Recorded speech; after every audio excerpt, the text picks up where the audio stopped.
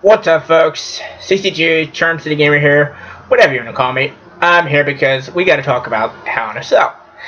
Now, I know all you little clowns out there, you're bitching and whining about, oh, Bray didn't win the title, blah, blah, blah. I'm going to cancel WWE Network. They didn't give me what I wanted, so I'm going to cancel WWE Network. Grow up, will ya? If you guys look deeper into the storyline, like you actually would if you had a functioning brain and knew how the frick to use it, you realize they actually made a genius move doing this. Let me explain. Not once in that build-up did Bray ever say, I'm coming to Hell in a Cell to take your Universal Championship to Seth Rollins. Not one time did he want that championship. Not once. Not once did he ever declare a desire for that championship. All Bray, or rather what all the Fiend wanted, what it wanted, was to scare the living shit out of Seth Rollins. And he did. For weeks on end, all he would do was come out, attack Seth, get in the mandible claw, and basically make his life a living hell. All he wanted to do was scare Seth shitless. And he did exactly that. He did that constantly, repeatedly. So, to everybody that's complaining that the Fiend is buried, you completely missed the overarching story arc that Bray was trying to tell here. He didn't want the Universal Championship. The Fiend didn't want the Universal Championship. All he wanted to do was inflict pain and suffering on Seth. And he did. He mentally scarred the man. I mean, he was taking curb stomps, popping up like nothing happened. He was going freaking classic Undertaker, like 90s debut Undertaker on Seth's ass last night. So, I had no problem with it. And, I mean, Seth did go for a pinfall. Fiend kick out at 1. He kicked out at freaking 1 off a curb stomp, or a blackout, or peace of mind, or whatever the hell you want to call it. He kicked out at 1 off a curb stomp. Pardon my other fingers, it's my cerebral palsy, okay? I don't have complete control of my finger motions, so they tend to stick out when I don't want them to. But yeah, he kicked out at 1 off a curb stomp. 1! That's like prime level Undertaker style stuff right there. And you know, he tried like the pedigree.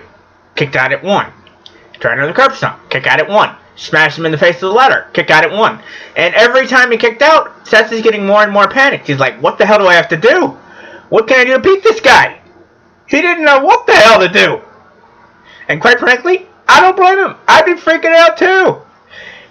Now, the point of contention here, that most people are whining and complaining, saying they're going to cancel WWE Network over, is that the ref called the match because of that the ref stopped the match after Seth hit him with a sledgehammer, and it looked like he was going to impale Bray. And then they brought out the gurney, and then well, I'll explain that in a minute. But see, there's a logical reason for that. The ref actually thought that Seth, if he actually went through with the sledgehammer, that he's going to legit kill Bray. He thought that, oh my god, if he does this, we're going to have a legit murder on our hands. It'll be like Benoit all over again in 07, except on the show.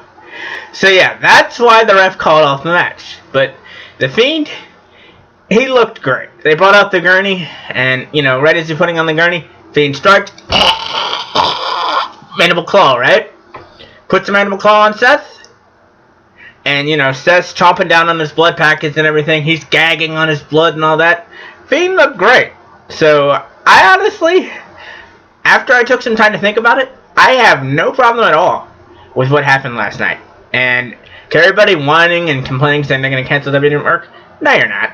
You're just going to look like a bunch of gutless babies that are just going to watch Raw and SmackDown and bitch over everything that happens there. So, yeah. That's my take on the Hell in a Cell main event. You know, Lexi and Nikki, as you can see, I have the Bliss Cross t-shirt on. Bliss can't miss, but you're at a loss without Cross. See that?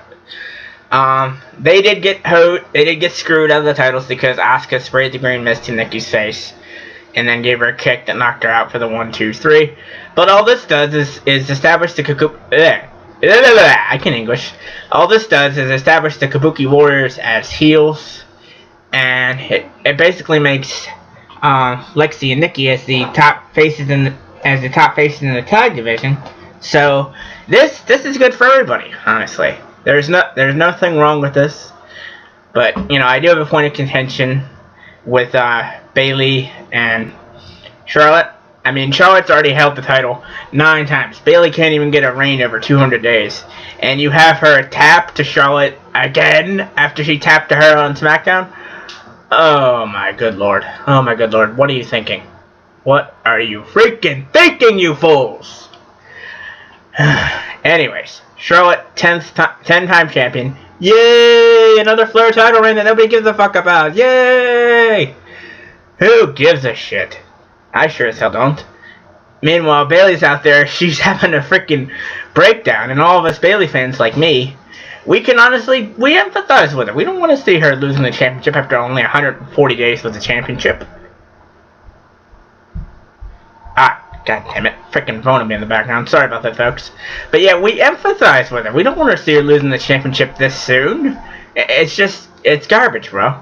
And then, thank the holiest of deities that Becky Lynch, Sasha Banks, match of the night, in my opinion.